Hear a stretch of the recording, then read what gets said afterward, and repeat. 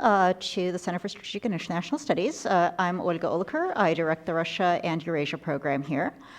Before we get started, just a quick administrative announcement that should anything unpleasant happen, I will, well, first of all, exit sign is over here, but I will be giving you directions on what should be done. So I am very excited to welcome Mathieu Boulegue here. He is a security analyst in the field of Eurasian affairs and security, and he's a partner in the risk management and strategic research consulting firm AESMA in France. None of which tells you just how much work he has done on the Russian defense industry and just how Russia is building its forces, organizing to build its forces, integrating and not failing to integrate civilians into the process. And these are some of the things he's going to talk to us about today. So I'm not going to do any more talking. I'm going to turn the floor over to Mathieu. And I think this is going to be a really interesting discussion.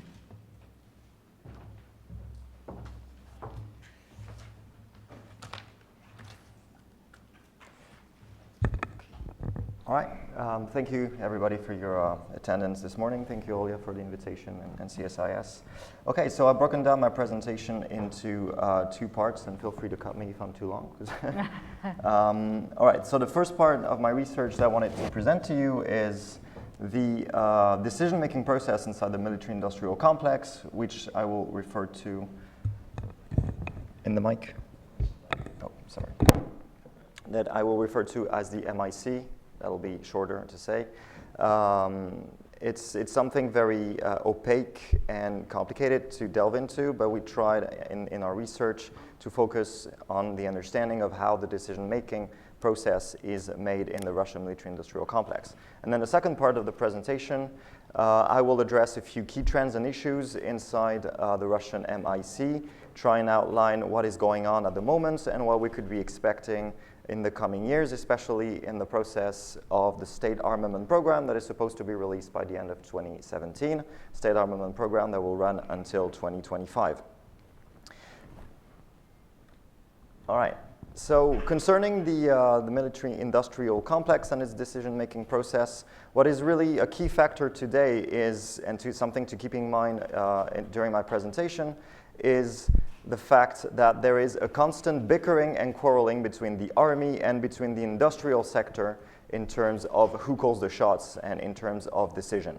It's a very complicated relationship. It's always been so since the 90s, but today these tensions have been so acute until 2014, and I will explain later why, that they need to be reminded.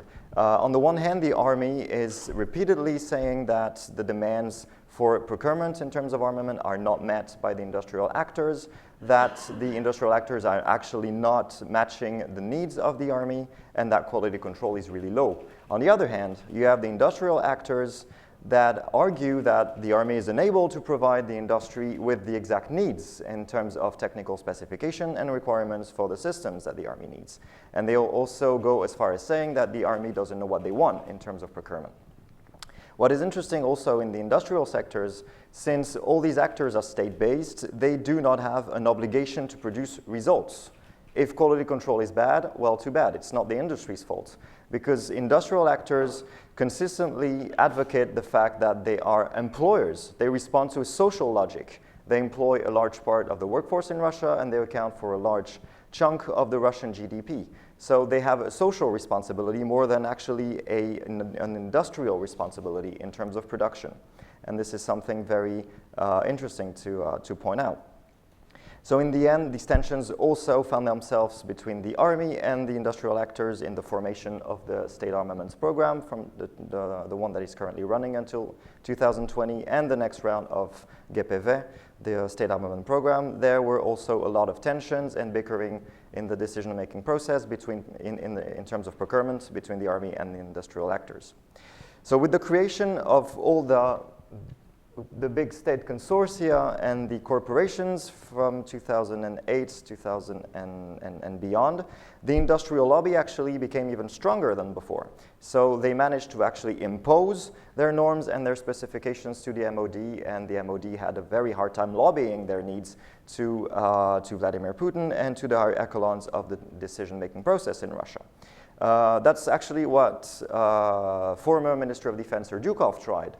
He basically blackmailed in 2012 the industrial actors by saying, if you do not provide us with what we want, we will buy abroad. And we will actually import on the shelf full-scale systems instead of integrating components that we buy abroad.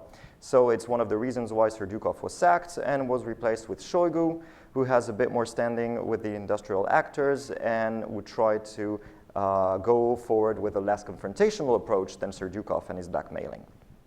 Tensions were really high as well because Dmitry Rogozin, the Vice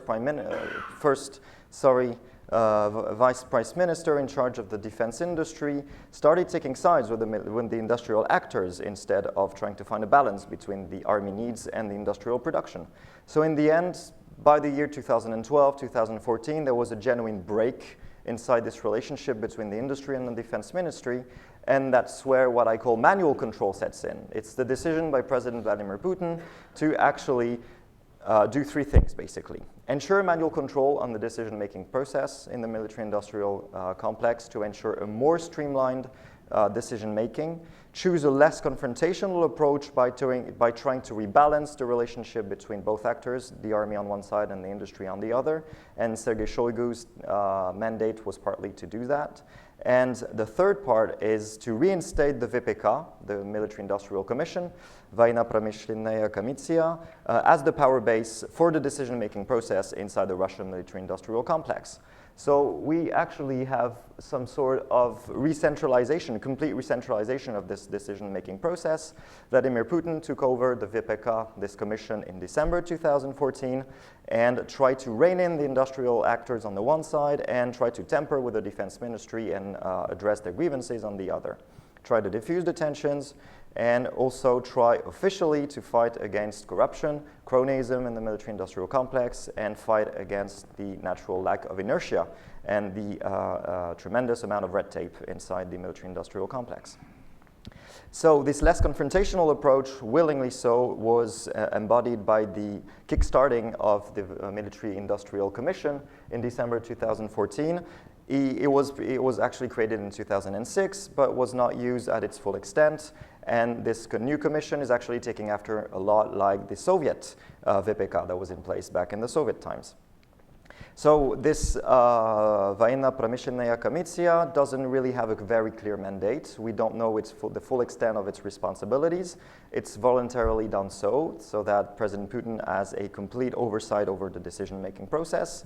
It comprises 17 members, most of whom are cabinet members or top dogs from and the usual suspects of the Russian decision-making process in terms of politics: Dmitry Rogozin, Defense Minister Shoigu, Commerce and Industry Minister Denis Manturov, Rostec Director Sergei Chemezov, and so on. The VPK is also assisted by 3 other branches that actually respond to the VPK directly. You have the College of the VPK on the one side that is in charge of the everyday management of the decision inside the VPK. It's headed by Dmitry Rogozin and has about 60 members coming both from the industrial world and from the army. You have also the Technical and Scientific Committee that is in charge of R&D oversight. And another very interesting actor is the Foundation for Advanced Research, the Fond Perspektivnych Исследований, which was created back in 2012 and now reattached to the Military-Industrial Commission that is in charge of pure technological R&D. And I will discuss that a little bit later when I will address the issue of the robotization of the armed forces in Russia. So the goals and the aims of the VPK are manifold. It's actually trickling from the bottom up with all the decisions taken on the one hand from the bottom when there is an issue that is being raised. The entry point is Dmitry Rogozin. He's in charge of the everyday management. He is surrounded by a team of about 20 people doing all the administrative stuff that is not relevant to the decision-making process, but are actually making sure that the VPK is streamlined into an efficient tool of decision-making. When the need arises, the Commission actually gathers up with all the 17 members of the VPK, and then in the end, Vladimir Putin plays the role, as usual, of a mediator and an arbiter of the decisions inside the VPK. All the members only have a consultative role and do not have the right to make a decision in the name and place of President Putin. This is, once again, complete manual control over the key decisions of the military-industrial complex. So since I love triangles, you can actually map out this decision-making process with Vladimir Putin on top, and on the one side, the armed forces and the MOD, and on the other, the industrial actors trying to lobby their way to the top, to Vladimir Putin. Another important actor is the Ministry of Industry and Commerce with Minister Denis Manturov. He's very well respected in the industrial sector because he made a start of his career in the industrial world. He was the CEO of Abaronprom from 2003 to 2007, and very well respected in the industrial world. The Ministry of Industry and Commerce actually have great clout in the decision-making process because they basically manage most of the military-industrial entities in Russia, and they're also in charge of the development and funding for the defense technology. So there are many roles and functions to these VPK. I've outlined the main functions here. You have a reporting function. It's very simple. All the issues go through Vladimir Putin, and the VPK is the place where all the results of the R&D projects and of the development projects are presented to Putin, and he assesses if the follow-ups are good enough or if they should go into such or such direction. It is a discussion function as well, where people can actually talk to Vladimir Putin directly and address their grievances in what most industrial actors refer to as open and frank discussions. So you can come up to Putin, be invited to the VPK to discuss your problems when you're an industrial actor or the head of an entity and you need to address some issues. It's also a decision-making function because all the official and unofficial decisions are actually made here. And it's also a lobbying function because those with access to the greatest lobbies and the biggest clouds can actually move their way forward to Vladimir Putin and lobby their way into what I call the streamlining function, which is all the back channels are actually directed inside this VPK. Both the official and the parallel structures are headed by the VPK. And it's also a compromise function because this is where the army and the military industrial actors address their grievances, discuss all their issues, and for instance, in 2012, it was decided that greater quality control should be put into the military industrial actors, and it was decided under the supervision of Sergei Shoigu to reactivate the programs of the military inspectors, the voyenprede, that were present in Soviet times to ensure greater quality control of the output of production from the industrial world. And since the MOD and the army were really disappointed with low quality control, it was enacted that these voyenprede would come back in strong force inside the industry. So in the end, what you can make out of these few points is that Putin once again plays the role of an arbiter in the decisions in the VPK, which is now the main lobby and the main area of discussion inside the military-industrial complex, where actually consensus are reached, where grievances can be addressed, and where the tensions can be diffused to more manageable levels and to the extent that it was completely unmanageable back 10 years ago. So in the second part of my presentation, I will address some key issues and trends in the military-industrial world in Russia. I've outlined 5 key trends and 4 key issues that I would like to run by you very quickly.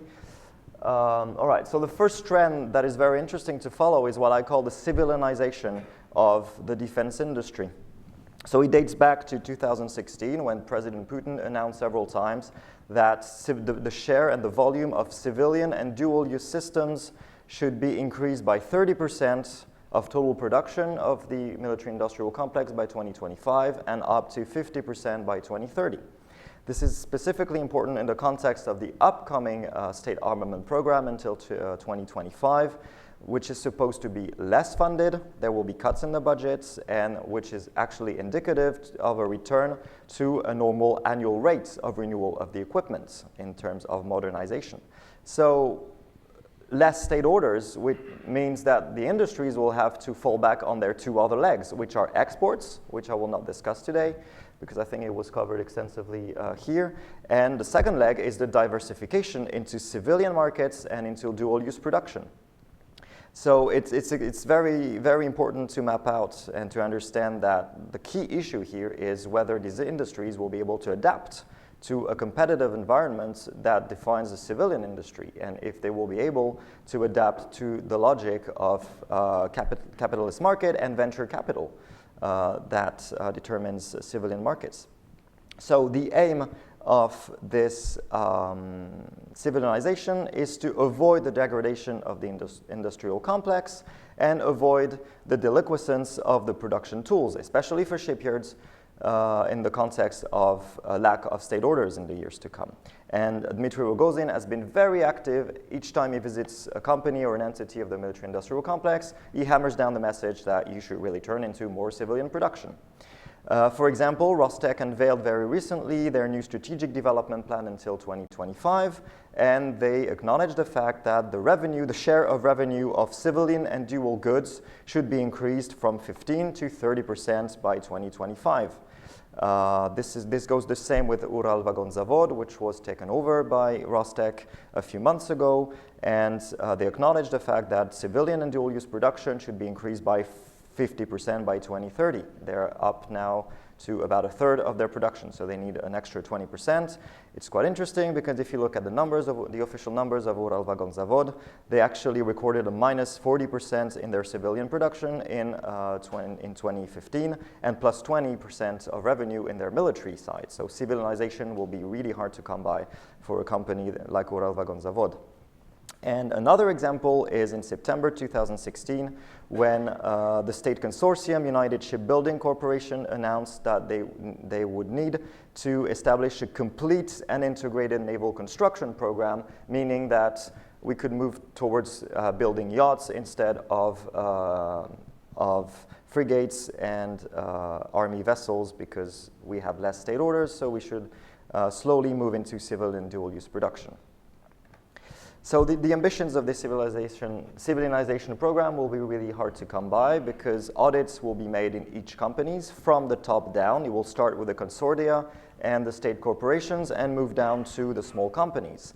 The problem is that Russia is taking after what they call the Chinese model, which means increasing the share of civilian and dual-use production to 60 and up to 90% within the 10 biggest producers, military-industrial producers, in 20 years.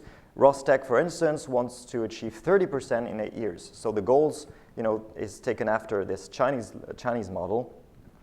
And the industry that will mostly benefit from this logic is the oil and gas industry, of course, because they believe that spin-offs will be easier to make in the oil and gas industry. A few caveats and a few limitations to the civilization program that I can outline. Because this will not be done without major hurdles.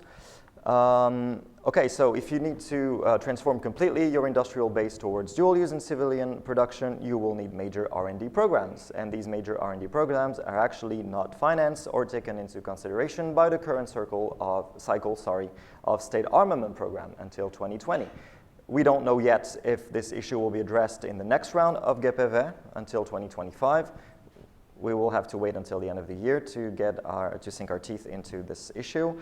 Initial investments are lacking completely. There will be no state subsidies the government announced for the civilization program, so companies will have to make do with and could face a simple logic of being left out or completely die out because of lacking investments to actually transform their production into civilian mode or dual-use mode, which could end up creating an attrition in the sector, and certain segments of companies we will not be able to turn into the competitiveness of the civilian market.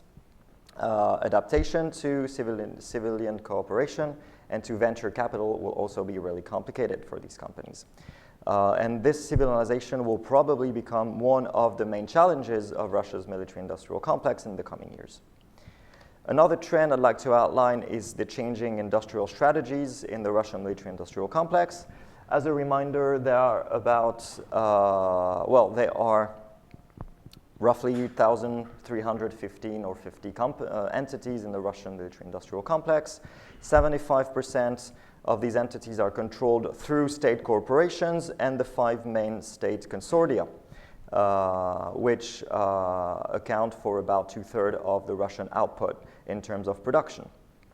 This is a strategy that was consciously created back in 2006 and up to 2008 when these consortia and corporations were created, with the aim to minimize the duplication of production, scale up technologically, and gather up the production skills into a one-stop shop entry level for the industrial production. Now we are actually facing a new logic, which is the vertical integration, on the one hand, of this production. For instance, the corporations and the consortia are increasing their control over the entities they already control. For instance, OAKA increased its share in MIG recently in September 2016 and completely bought out the 100% shares of MIG. Another example is the recent announcements by OAKA, the United Aircraft Corporation, sorry for not defining. OAKA announced a few weeks ago that they would create a single entity between MiG and Sukhoi. Not a merger, but a single entity to streamline the process and streamline the R&D. So these talks had been ongoing for a few years. There were already calls to merge MiG and Sukhoi to try and make it a bigger actor in terms of exports mostly and streamlining R&D, but this is coming back to the table. So OAKA could become once again this even bigger player than it is now. There are a few limits to this logic of vertical integration because the concrete results leave very much to be desired. The bottlenecks of the industry have not been addressed, all the bottlenecks that have been present since the 1990s. What these consortia and state corporations are doing is actually they are covering financially failing companies. The cost-efficient companies are actually buying off the debt of the failing companies economically. That's why, for instance, Sukhoi and Irkut are constantly pouring money into Ilyushin to make sure that it's economically viable. Just as much as Almaz a few years ago bought out Ante, which was the most technologically advanced of the two, but was having less state orders and was bought out by Almaz, which also crippled technology. Because the merger actually killed off most of the very advanced technological projects that Ante was conducting back then. What is interesting with these consortia and these state corporations is that even if they don't vie with each other in terms of markets and segments, they actually vie with each other in terms of attention inside the VPK, the Military Industrial Commission. They vie for attention from Putin and for funding. So those with the better lobbies actually can push forward their interests, not necessarily those who have the best designs or the best products. Corruption is always an issue, as usual, but I will come back to that. And what is interesting to acknowledge as well is that there is now less technological innovation stemming from these consortia and these state corporations, because the projects they present are not presented directly to the military, but discussed inside these consortia before being pushed up the scale to the VPK. So all the tech specs are actually decided without the military, and when they come out and discussed inside the VPK, it's almost like they have a complete projects where the army doesn't have anything to say about the technical specifications and the requirements. Another interesting trend is that Rostec is becoming what I call a critical mass inside the military-industrial complex. Rostec is moving through a two-pronged strategy, which is concentration. They're concentrating all their assets into one hand, and external growth to scale up technologically and buy out whole chunks of the military-industrial complex right now. The problem with that is that it could become counterproductive because Rostec is actually becoming some sort of a monopoly over certain segments of the military-industrial complex and creating this huge critical mass that could end up blocking the creation of new systems and R&D because they're sitting on very successful projects that they have been rolling out for years, and they will no longer invest in massive technological R&D. An example of external growth is the acquisition of Uralvagonzavod and Kurganmashzavod, the main land platform producers in Russia that make out about 70% of tank and APC's production in Russia, was taken over by Rostec in late 2016. These companies had been recording massive losses since the 2000s. In 2015, they became insolvent, and Rostec moved in to take them over. The same goes with rumors that have been circulating in Russia for the past few weeks that Rostec could actually swallow up OAK, the United Aircraft Corporation, in a few months. Rostec head Sergei Chemezov said that it would make sense and would be reasonable that Rostec moved up the scale technologically by buying out one of the industry champion in the aeronautical sector in Russia. And Rostec is also using its clout to place its own people inside military-industrial companies that actually respond to the vertical of power of Rostec. For instance, Mikhail Fratkov, who could, by the way, replace Chemezov in the coming months if Chemezov is to move away from Rostec. Mikhail Fratkov became the chairman of the board of Almaz-Antey. So now Rostec has a direct say inside the decision-making process of Almaz-Antey, which is an entity of Rostec. And you can see the Rostec galaxy, something messed up on the left, but you can actually see the Rostec galaxy, and they have consolidated about more than half of the military-industrial complex today.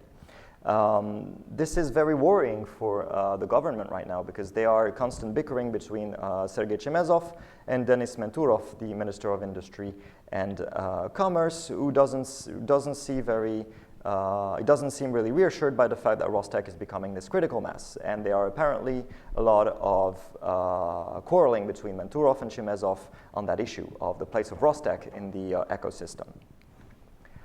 I'll speed up a little, and the third trend I'd like to address is this potential privatization of the Russian military-industrial complex, linked to the logic of civilization and linked to these changing industrial strategies.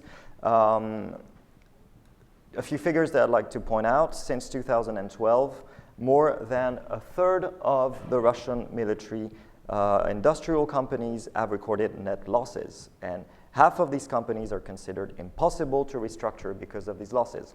So with that in mind, companies need to be more profitable. This cost-covering logic that the consortia and the corporations are doing can no longer be sustainable in the long term, says President Putin. And in mid-2016, he basically said that the state would need to reduce its share of capital inside major military companies.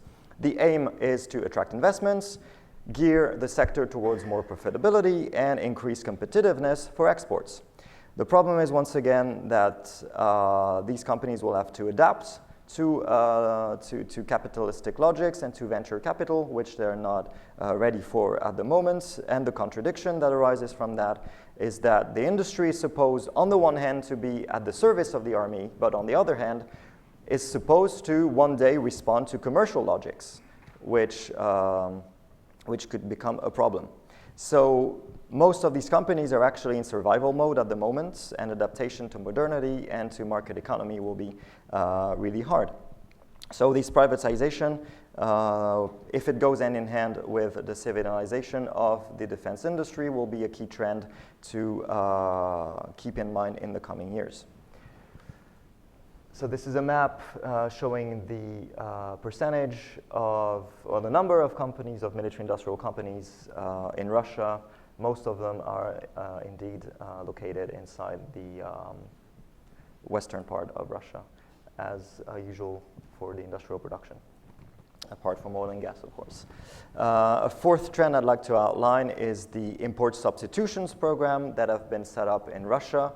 A key reminder is that these import substitutions program had been set up before the two systemic shocks that impacted the Russian military-industrial complex in 2014, which are the breakdown of the military-industrial collaboration with Ukraine and the effect of international sanctions.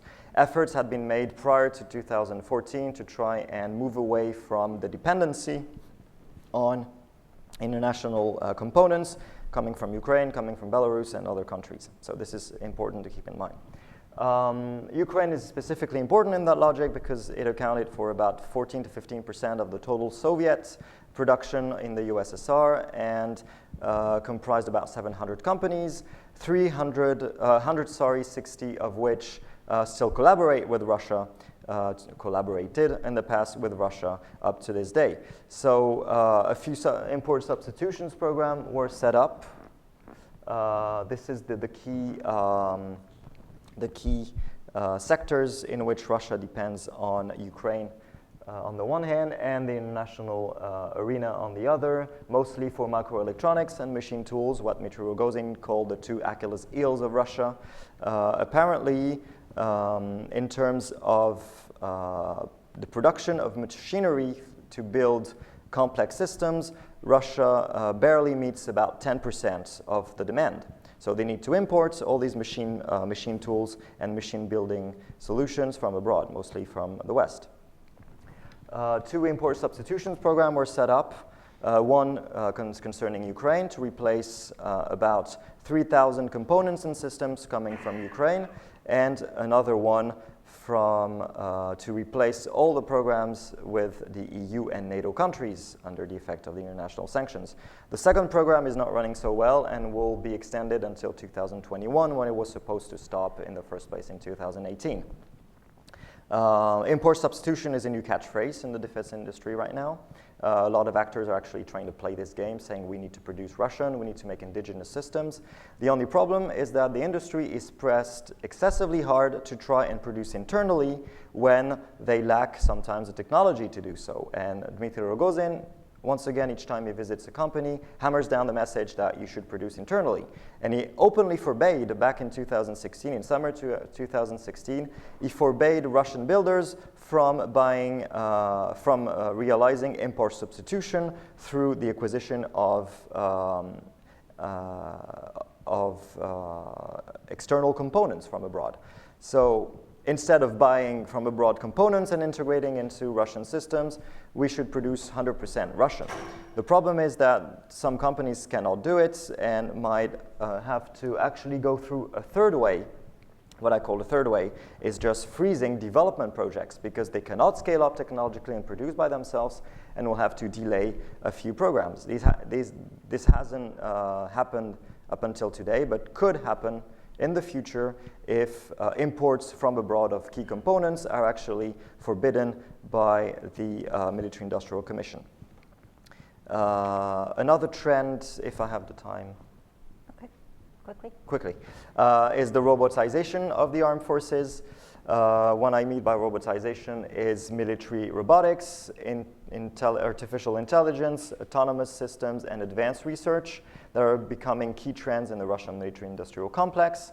Military robotics and autonomous systems are supervised by the Military-Industrial Commission and directly supervised by the Foundation for Advanced Research, the Fond Perspektivnych Исследований, that was created in 2012 and taken under the umbrella of the VPK. The foundation considers itself the equivalent of the DARPA in the United States and has an operating budget until 2020 of $1.5 billion. The goal of this robotization program is to fill up the gap with Western R&D in 15 to 20 years. So that will lead us to after the next cycle of state armament program up until 2030 and beyond. Several programs were set up, and they are actually increasing the awareness to the public and to the industrial sector with the, now the second edition of the Military and Scientific Conference on the Robotization of the Armed Forces that took place in Moscow on March 23rd. What is interesting to see is that they're actually adapting really well to this logic of robotization of the armed forces with drones, for instance,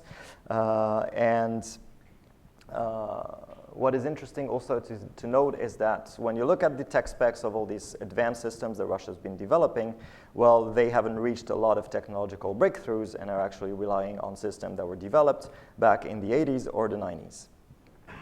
And a few issues very quickly. If you want to raise a few questions on that, I will be happy to answer. I've outlined a few issues in the military-industrial complex. The first is the lack of military science and the lack of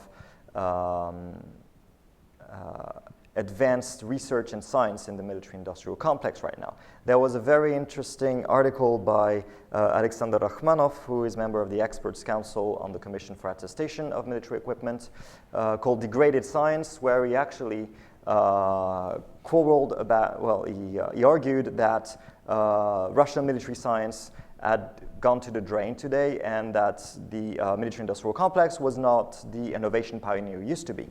So this is a very important point. And when you look at all the tech specs of the current new programs and new advanced systems that Russia's been developing for the past years, well, they actually date back to the mid-80s to the early 90s. If you look at the helicopters, the combat helicopters Ka-52, or the T-90 tanks, or the Iskander missiles, they actually have designs that date back to the 80s. Another issue is brain drain and human capital.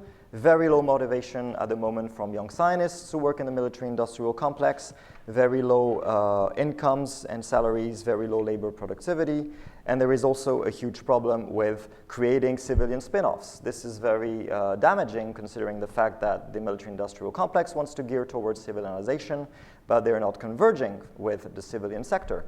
And they actually have, in the industrial world, some kind of a disdain for the civilian sector. And it's something that you can hear when voices are raised against this creation of spin-offs with the civilian sector.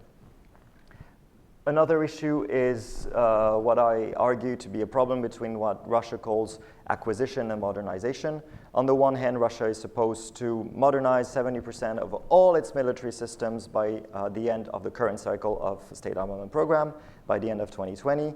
On the other hand, they're actually filling up the holes with the modernization of existing systems and trying to extend the service life of a lot of their systems. The Kuznetsov, the aircraft carrier, is supposed to be entering maintenance, renovation, and overhaul for 2 or 3 years with a maximum budget of 50 billion rubles, which is already too much for the government, they argue, and it will only tackle the critical issues.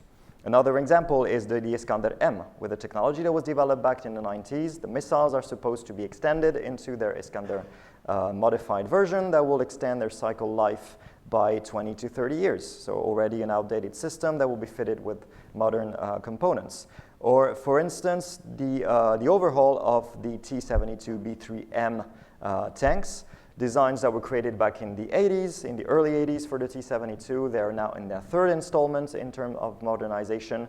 And if you look at the technical specs, once again, a T-72B4 is supposed to look like a T-90, which makes the T-90 not an advanced system because the chassis and the tech specs actually date back to the 80s.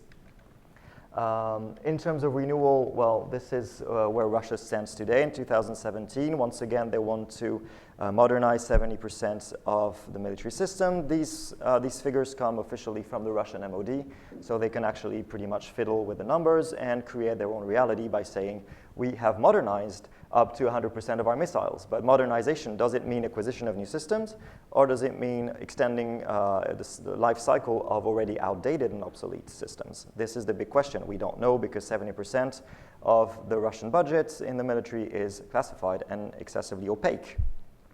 And one last issue really quickly is what I call the over-specialization of certain segments in the military-industrial complex.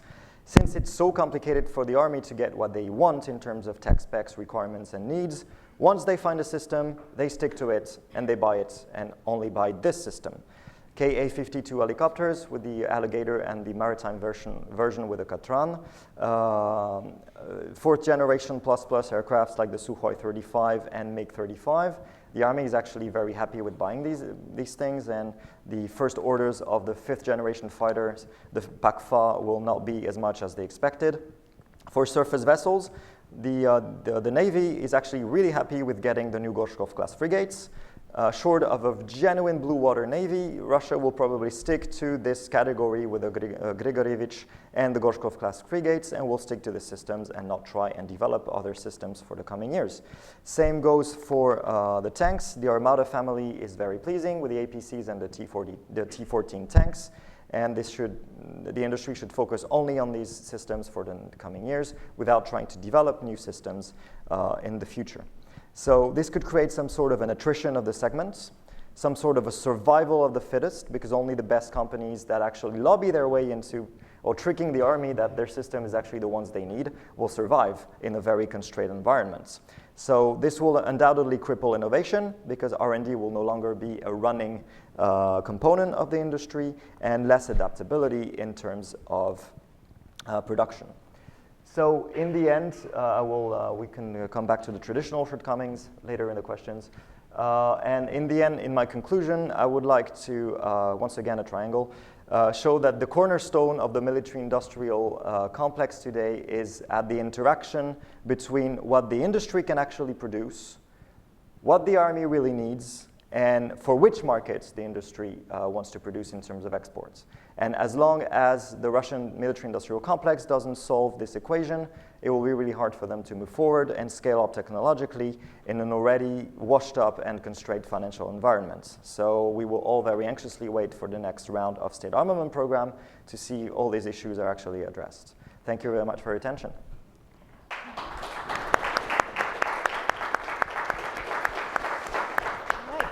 Thank you, Matthew. I thought that was just tremendously rich. I think that we covered. You covered so much. I think there's this fascinating civil-military relations story in here about which brings the defense industry in as its own civilian actor, but also civilian action to try to make it more responsive to military needs. We've got this kind of civilianization story of the imperative to be more market-driven and to be responsive to a civilian market, but without much thought, it sounds like, to what markets might want to buy what goods that the defense ministry could conceivably produce. And then there's this question, again, kind of coming back to what the role of the industry is, whether the role of the industry is supplying the army or keeping jobs open. Yeah, exactly. About, on the one hand, keeping organizations that aren't sustainable, and companies that aren't sustainable alive. On the other hand, letting Rostec eat a whole bunch of them up, kind of raising the question whether Rostec is more effective at managing them than they were themselves. So I have so many questions, and I'm sure the audience does too. I'm going to just ask you one, at least to start, which is, to what extent do you think Rogozin, the Commission, and Putin understand the trade-offs and dynamics they're dealing with? I mean, kind of these blanket statements of you will modernize to X%, you will civilianize to X%, don't suggest a particularly nuanced understanding. On the other hand, they're clearly trying to get it right. So kind of what's your judgment of how well they comprehend the challenges? Well, it's a very good question, and I think there has been, Putin is really aware of all the issues, and I think that there were a phase back in 2014 when he decided to take over manually the industrial, military-industrial complex, that he needed to learn more about the inner workings, because he knew the surface, but he really needed to delve into the reality of things. And a lot of audits were probably made between Putin and all the heads of the consortia, all the corporations and all the entities. That's when they decided to reenact this VPK and to twice a year organize in Sochi these military-industrial days where Putin actually sits with a whole bunch of people and discusses all the key issues a bit more informally than under the VPK format to discuss exactly what's going on. So I think he has a very acute understanding of what's happening, and he is relying a lot on Rogozin as an entry point for all the key issues, and once it kind of goes beyond Rogozin's attributions, it moves up the scale directly to Putin. So that would be my understanding. The thing is, the Russian military-industrial complex today is moving, is like beating against the current, because if you look at back in the 90s when they opened up all these companies and it was disseminated all around the country, they wanted to actually streamline the production skills by creating the consortia and the corporations and gathering up all these entities. The problem now with these critical masses and these huge actors, they're actually recreating some kind of a post-Soviet, non-Soviet military-industrial complex, not ruled by the state directly, but by semi-private interests with Rostec directly under the supervision of Chemezov. So this is really a problem right now in terms of networks and who will head Rostec in a few months or years. We don't know because Chemezov could be on the leave. That's a big if, but they're actually discussing it right now. So Putin is relying on all these people. He's actually trusting them a lot, of course, but he also has to make sure that everyone is reined in and is not too greedy when it comes to taking the shares of the cake. And Rogozin several times is probably being held back by Putin by saying you should not move beyond your attributions. Rogozin is playing the role, is the Twitter guy. I don't want to talk him down, but is a good communicant. He is there to actually test all the trends that Putin wants to enact inside the military-industrial world, using Twitter, using declarations. Just to see how people respond. Exactly. And then they make the decisions by discussing in the VPK or in Sochi during these military-industrial days. Great, thank you. Okay, let's open this up. Now there will be a microphone coming around, so please wait for the microphone. Please identify yourself, and please do ask a question. So first question, right up here in the front. Hi, I'm Curtis Fox. I represent Rock Creek Group right up the street here. Great lecture. You plowed through a lot of information. It was very insightful. My question is regarding some of the antiquated systems that they're trying to replace.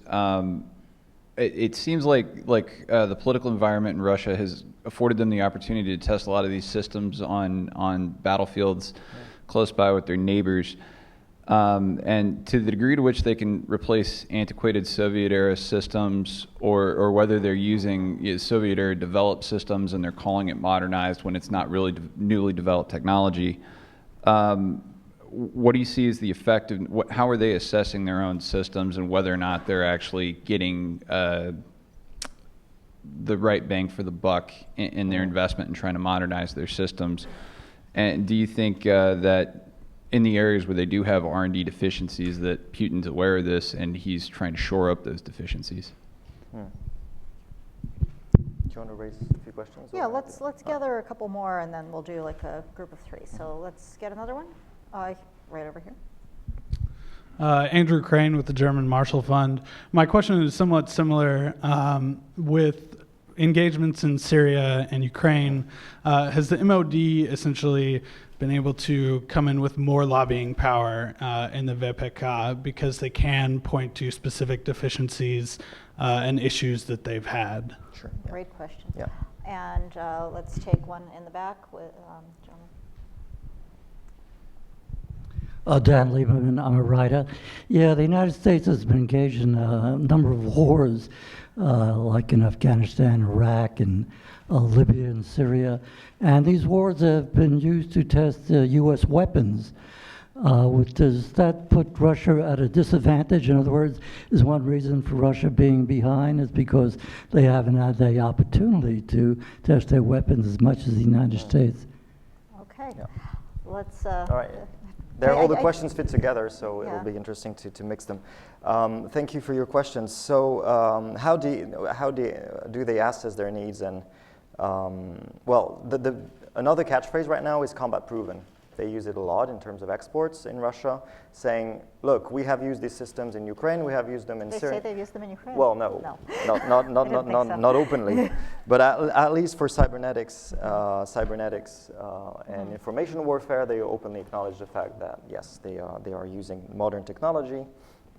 They are flying drones in South Ossetia to cover the border, for instance. So these things are open.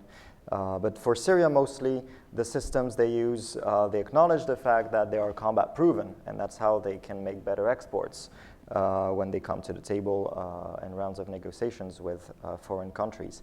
So the return of experience is actually done as things go, and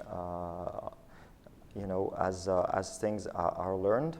For instance, with the use of UAVs, when Russia rediscovered back in 2008 that air dominance would be a key component of future warfare, when Georgians deployed Israeli drones on the battlefield in August 2008, and Russia moved in to create their own drones, the UAVs, I-STAR UAV systems that they deployed unofficially in Ukraine and officially in Syria.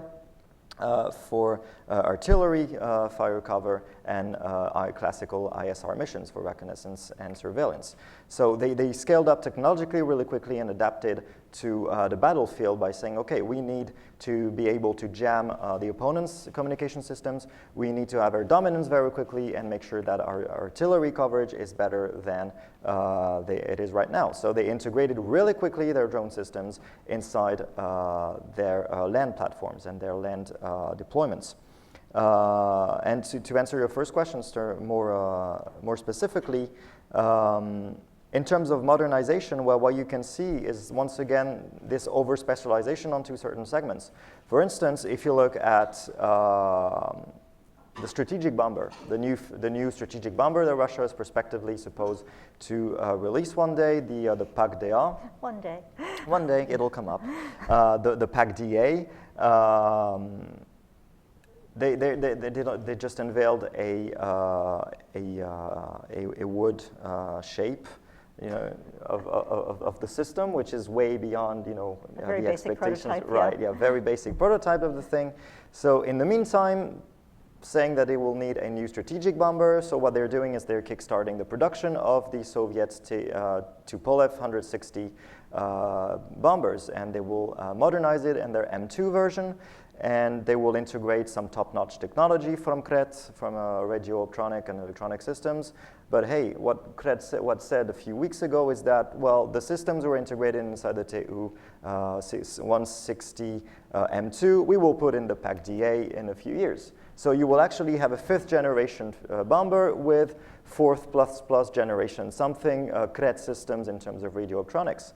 So yes, it will be a better bomber, but it will have the tech specs of what they're already producing with the TU 160.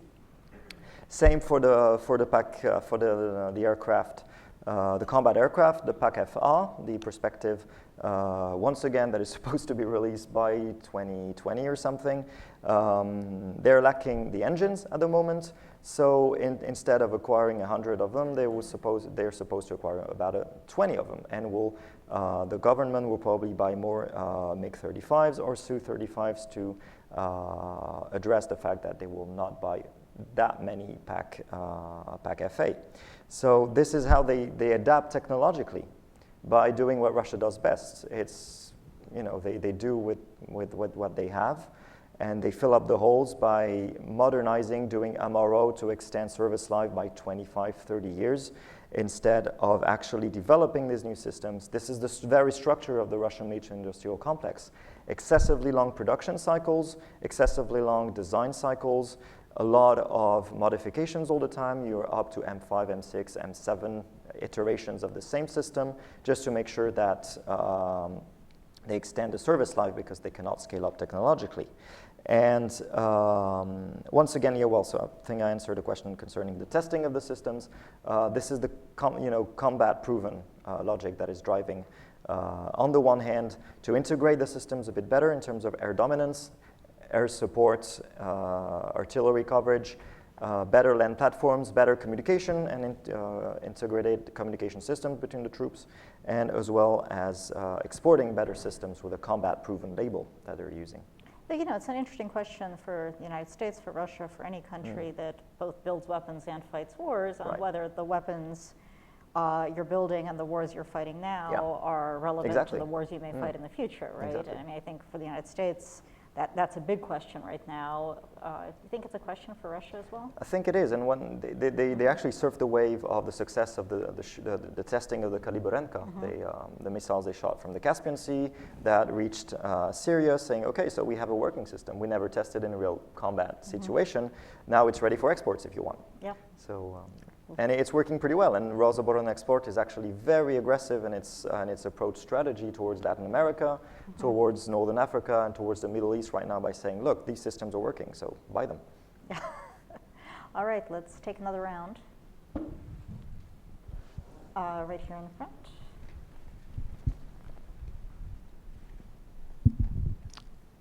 Hey, I'm Tom Stozel. I'm still a grad student at American University. And so what I wanted to know is, you talked about these sort of contradictory elements where, on one hand, the constrained financial environment that Russia's operating in is pushing them towards an impetus towards privatization and kind of casting off of these inefficient enterprises. But on the other hand, that constrained financial environment makes that social role you talked about even more important. And so do you have any kind of understanding of how discussion over privatization and the sort of social effects is playing out at the elite level, and sort of which camps are pushing towards different solutions, and whether it's politically feasible to make that happen? Thanks. Great question. Right, yeah. Okay, let's take a couple more in the back.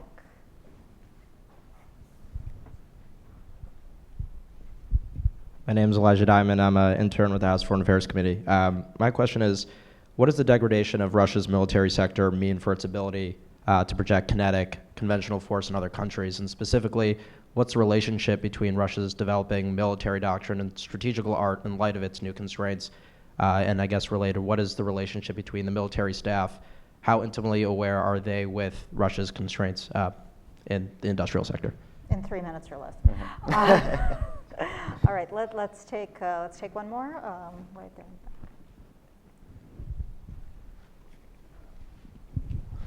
Morning, Alex Sanchez. I'm a writer for Jane's Defense and some other places. 2 questions. One, you talked a bit about the brain drain issue among these military industries. How bad is it? I mean, you kind of already talked about it.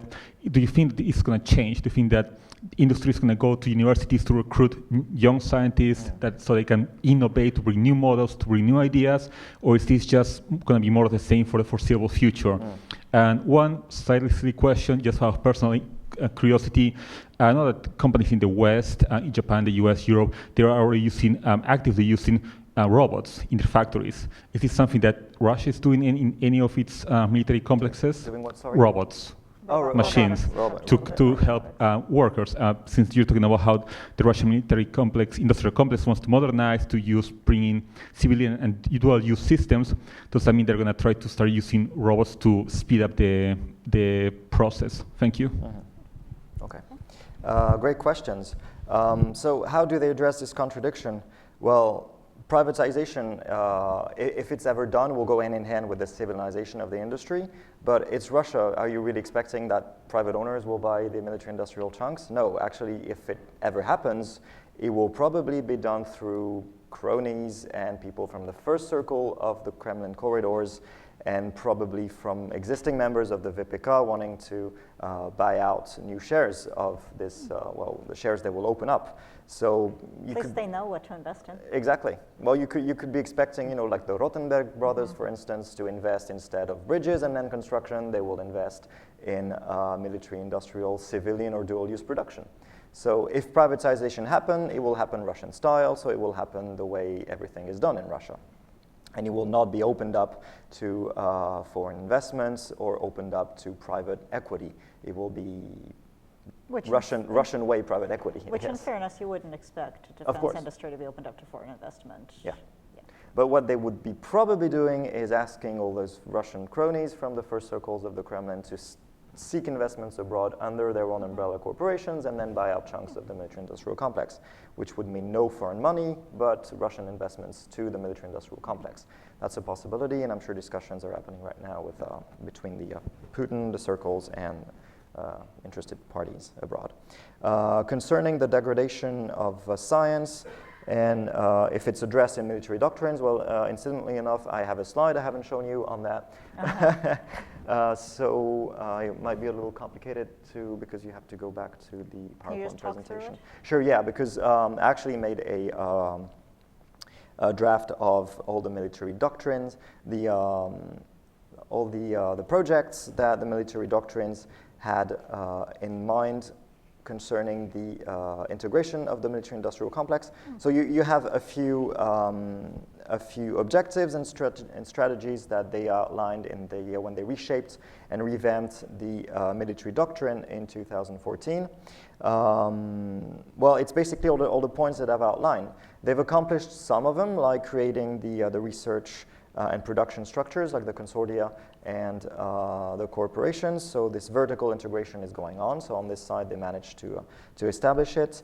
They wanted to develop more interstate cooperation in terms of defense production, which they have done consistently with India and with China over the past few years. So it's actually ongoing, but they're still dependent on Ukraine for a lot of products and equipments, and as well as on Belarus, even if military-industrial actors argue that they're no longer dependent on Belarus. You can see pretty much every week an article from this or that company saying we are Belarus-free and we can produce our own stuff. Belarus-free. But it's just, you know, it's just a marketing tool and an announcement that they make. It's far from the reality. So you have like maybe 4 or 5 different objectives that they wanted to accomplish. They are ongoing. Some have already been accomplished, some are ongoing. The only one that is not addressed and is failing altogether is actually trying to increase the planning and the coordination in between the state armament programs and the state orders, the GAZ, the Barone Zakaze. Because it would mean rationalizing price fixation. For the state orders, it would mean rationalizing production structures and streamlining the decision-making process even more, which is right now not addressed at all. So a lot of shortcomings have not been addressed. Some of them have been accomplished, but it's ongoing. So it's too early to tell right now how the military-industrial complex will look like, but at least until 2020, it shouldn't move that much. Concerning the problem of human capital and brain drain, and how do they address it for young scientists. So you have 2 solutions. Either you collaborate more with the civilian sector, because so many young scientists are working on the civilian sector, which is not possible right now because this convergence and the civilization is not there yet. And there is a lot of disdain from the military-industrial world towards the civilian world. And the other part is that you actually reform vocational training and military training for scientists and try to talk them into going to the military-industrial world. They tried that. They actually made a reform in 2016 that is supposed to increase the wages for scientists working in the military-industrial world. The problem is that it hasn't worked that yet. Okay. Hasn't worked that well, and it's too early to tell if it's going to pick up in the coming years. The salaries have it in fact gone up, or? Salaries have. The problem is that there is very low productivity, and the average age in the design bureaus is over 7 years old. So they're not successfully bringing. They're not, yeah. So there is a huge gap. It's like at the State Department right now, they have the senior officials and they have the young scientists, but they don't have the middle management to actually do the job. So I don't know if it's a good analogy, but and in terms of robotics, you were asking military robots, was it? So yes, they are, in terms of robotization, they are really going there with the development of autonomous systems, whether it's UAVs. There is supposed to be an attack drone coming up called the Akhatnik under the supervision of MiG coming up in 2020, if it's not delayed even more. They're facing coast overruns on that project. There is supposed to be an increased interest in urban combat ground vehicles, UCGVs. The Army is testing a few systems right now, and some of them will be directed towards exports, like the Uran 9 system. A lot of them are actually based on existing APC chassis, and they just put a camera on it and call it the UCGV.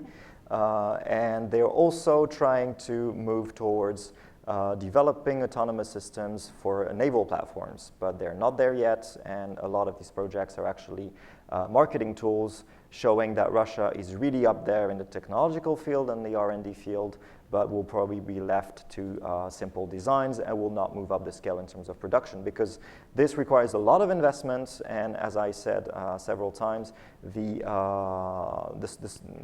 field right now of the military-industrial world is severely washed up and severely constrained financially. So investing even more into projects that you don't know whether they will be bought out by the Ministry of Defense or the Army later is kind of a problem.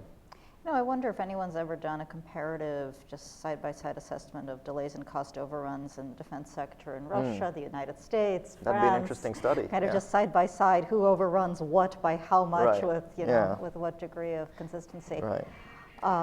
Let's take another round. I would love to get some questions from people who aren't white men. That would be awesome. Anyone? Anyone at all? Come on, come on. You have no questions? Or I'm going to have to throw it back to the white men. Really? All right, back to the white men. Okay. You tried.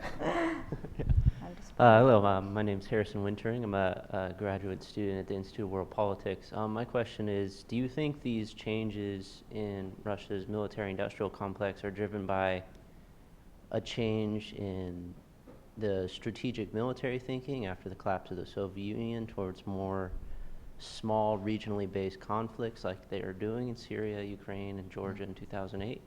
Or is it vice versa, where they have, it's like we have these problems in industry and adapting strategy therefore, or is it a mixture of both? Okay, let's take another.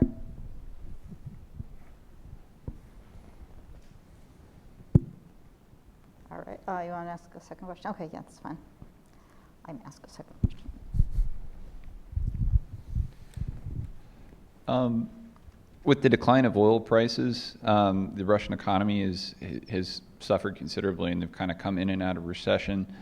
Do you think that that their economy is paying a significant tax on the amount that they're putting into their defense industry right now? And do you think that perhaps their defense industry could eventually become hurt in and of itself because they didn't reinvest into a broader industrial and intelligentsia development in their country over maybe perhaps the last 10 years, while they did have high oil prices to subsidize that kind of development? Okay. Yeah, sorry. Okay, Very let's good do question. one more. Right. Let's take one more. Hello, my name is James, and I'm Hispanic. I have a question. I have a question. It's more of clarification. When you were talking about the vertical structure and civilianization, you said that the examples, I believe you said Rosneft and perhaps Gazprom were kind of happy with this kind of development. I was hoping you could explain that to me a little bit more. Why? Because to my knowledge, they're generally state-controlled.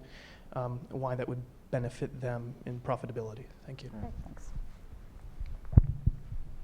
All right. Okay.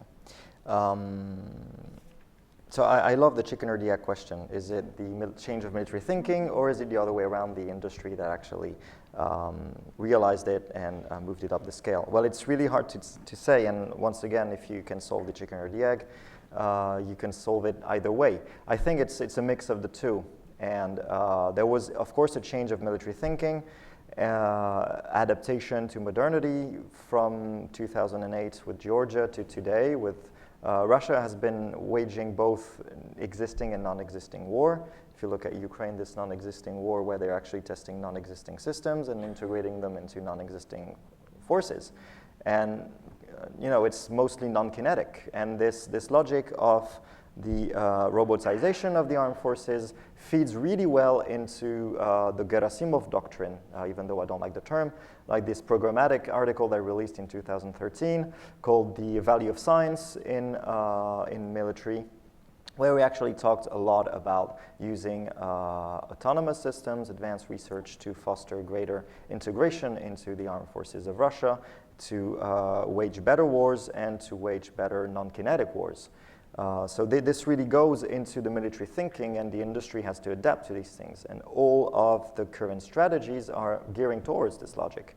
So I think it's a little bit of both, and they are once again doing the return of experience on, you know, as it goes on the flow. And there was an over-interpretation of the Gerasimov doctrine, I think, in the Western audience probably, and saying, oh, It's gone in all sorts of fascinating directions. right. I mean, when you say Gerasimov doctrine, you're basically talking about integration, whole of government approaches, Right. and thinking creatively about Exactly. leveraging various components Yeah. of national elements of national Exactly, power. which doesn't make a doctrine in the first place. No, it's it's just a just- way of thinking, yeah. of addressing a lot of the issues in the both in the military thinking and the industrial sector. So they're all moving up together, and they're also learning to cooperate with each other instead of constantly quarreling. They have to sit at the same table with Putin, chairing and addressing all the grievances. So it's the best way to actually to improve all the systems is by discussion, not by the constant quarreling that they had been experiencing for the past years. In terms of the adaptation economically, well, Russia once again is doing what they do best. They adapt. They adapt to financial constraints. They adapt to a lack of budget. And the civilization could be a way to respond to less state orders because we don't have the budget, less funding from the state armament programs. And then the next round of GPV is supposed to be less endowed in terms of financing. But the problem is, there is a question right now is what do we finance? Do we finance procurement? That's good, but do we also finance R&D as much as we expect it to? The problem is that the current GPV until 2020 is very poor in terms of R&D financing, and it doesn't feed into the logic of civilization and robotization and creation of autonomous systems because you need initial investments. You need state subsidies that are not envisioned by the current cycle of state armament program. And I don't believe that due to inertia, due to centralization and red tape, that the next round of GPV will actually go into this logic once again. So we might have to wait until 2025 to 2030 to see a real impetus towards more R&D and towards better systems for the Russian armed forces. So this is something to keep in mind, and once again, it's this lack of inertia inside the military-industrial environment. And concerning your question, the clarification, I didn't get really. You were talking about Rosneft and Gazprom, but they are state-owned, but The degree of their in your lecture today, when you were going over winners and losers of the verticalization, and you said that Rosneft would be happy about this. I believe those were your own words, if I understood you correctly. Rostec. Rostec? Yeah. I heard Rosneft. No, sorry. no. That would explain it. No, I don't. I was very interested right. to see the energy sector brought into this, but and how it would relate to that. And I was just looking for. I made the whole thing up. It's Apparently. Rostec. Well, actually, they are trying to create spin-off with the oil and gas industry if they want to civilize the sector. Their priority sector for growth outlets is the oil and gas industry. So since Rosneft is indeed partly state-owned, there will probably be spin-offs here if they want to move into this civilization. But no, it was Rostec altogether. Rostec-Technologie. I mean, I have to say, before turning it back to the audience, this talk of civilization is giving me a little bit of deja vu. You know, defense conversion was the buzzword of the 90s. And the challenge was always getting people who aren't really used to working in a market environment to figure out how to function in the market environment. These organizations, these firms aren't structured for that. That's not how they're supposed to function. No. There are different, kind of good practices around the world of spin-offs and so forth. Is any of that being taken into account, or are they reinventing the wheel from the 90s and basically doing the defense conversion? I think they are just basically inventing the wheel. The way that these critical masses in the state consortia and corporations are evolving is basically doing the opposite of what they wanted to do back in the 90s with the dissemination of influence inside the military-industrial complex and gathering production skills. Now they're actually doing it too much. So they're inventing the wheel again. And for civilian spin-offs, well, they don't have even the basic ground for technological collaboration. Right. I mean, you mentioned yachts. I mean, is there a massive underserved market for yachts that's going to be filled by No, it was a Russian naval shipbuilding? I mentioned yacht because it's actually a term that Rogozin used when he was visiting the Morie shipyard and saying, okay, so if we won't have any orders for you, state orders, so you should go into yachts. And they, following orders, immediately decided to draw plans for yachts. Yeah, I think that's certainly plausible. Okay, I think we have time for another round of questions. Yes, please, over here.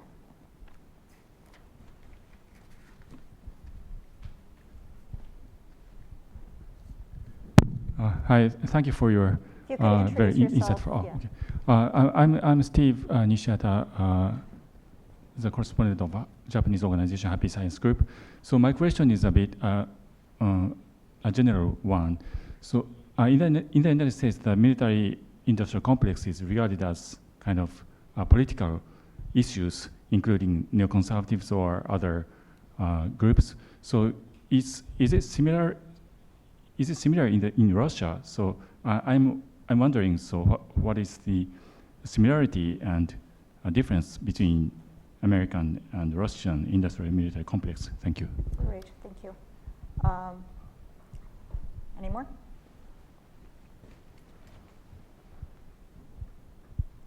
Okay, yeah. Hi, I'm Jacob Mendel, and I'm with intern for the center. I have a question. Within the U.S., there's kind of a debate about the future of warfare. Is it going to be asymmetrical forces of like large U.S. military versus small terrorists or small countries? And Russia has been engaged in Syria and the Ukraine. So kind of, are they looking at developing a force for the future that could fight some symmetrical battles versus larger forces, or a more modern asymmetrical surgical force? Thank you. All right. I mean, the short answer is future war will be everything. Right. And let's take one more, if we have one more. If we don't have one more, let's take these two. All right. It's a great question concerning asymmetry and what it actually entitles. I think Russian warfare is by nature asymmetric in the sense that it's both kinetic and non-kinetic and everything in between. And all the use of warfare, well, the way they're doing their intervention in Syria is purely classic. It's a classic war. It's an old war. If you look at Mary Kaldor's definition, it's an old classic war. But if you look at the non-existing war in Ukraine, for instance, whether it's the non-existing operations in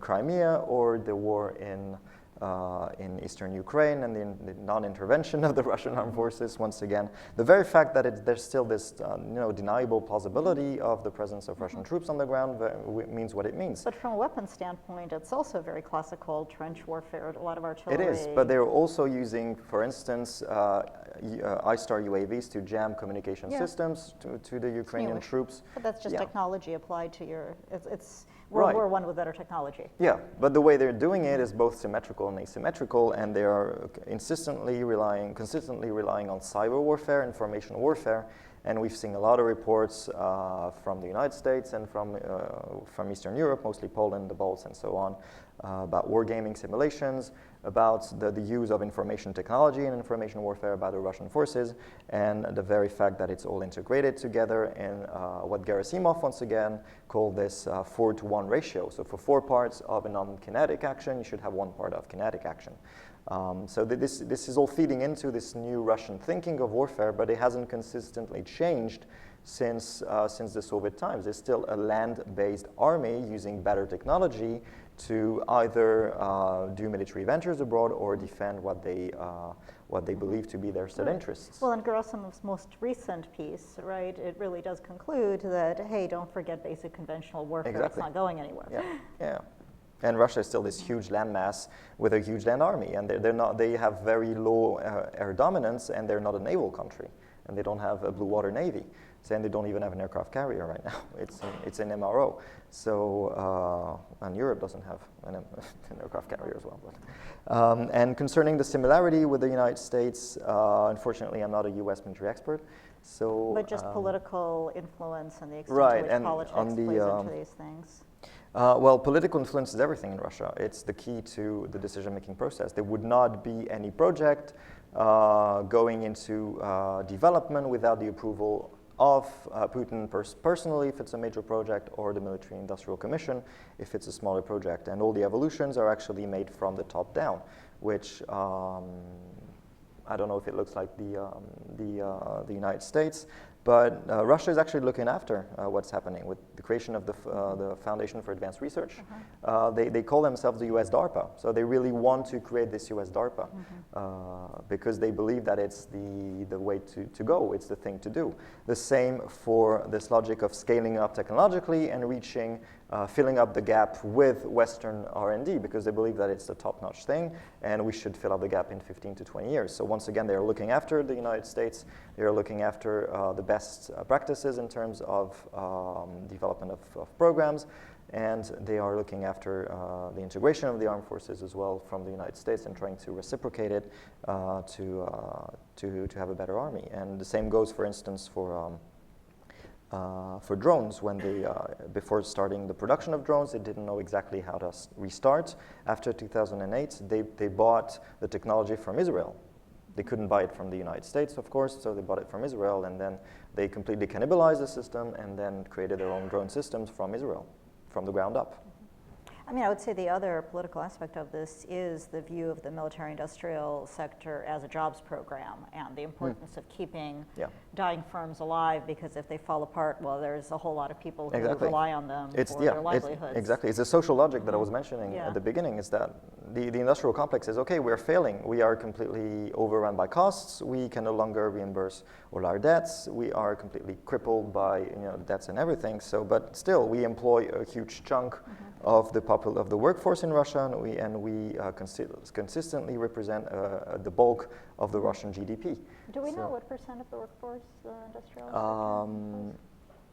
I had it in mind, but I can't remember right now. Yeah. Right. Okay. Well, I think this was really an interesting discussion. I think that there's so much to unpack here, and it's clear that Mathieu knows so much that I think. We're going to have to drag him back to dig deeper into a few of these issues. Right. But for today, I think we're going to close. So thank you so much for joining us, and thank you all for incredible. Thank you.